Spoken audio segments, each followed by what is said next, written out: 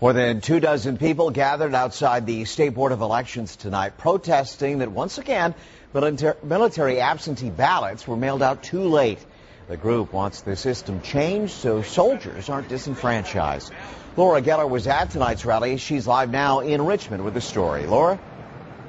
16 different local registrars' offices did not make the September 18th deadline to mail out those military absentee ballots. Right here in Central Virginia, that includes Richmond, Colonial Heights, Williamsburg, and Caroline County. This just after the General Assembly passed a law requiring those ballots go out 45 days before an election.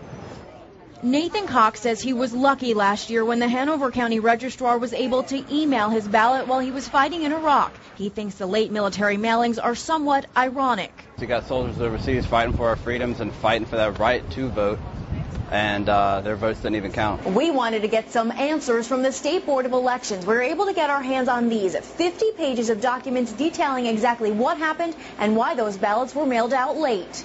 The excuses run the gamut. The city of Richmond told the SBE it had difficulty getting information from the state computer system. Colonial Heights gave the same reason, this time because of a change in IP addresses. The computer in Caroline County died, and the registrar in Williamsburg was out sick on September 18th. Do you think there's any valid excuse for this? I'm not coming up with one.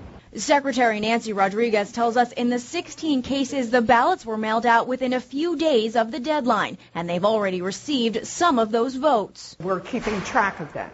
We know which ones were sent out late, and we're also tracking to see, making sure that they have come back in. It seems like to me that they've already recognized the problem and have started to fix it.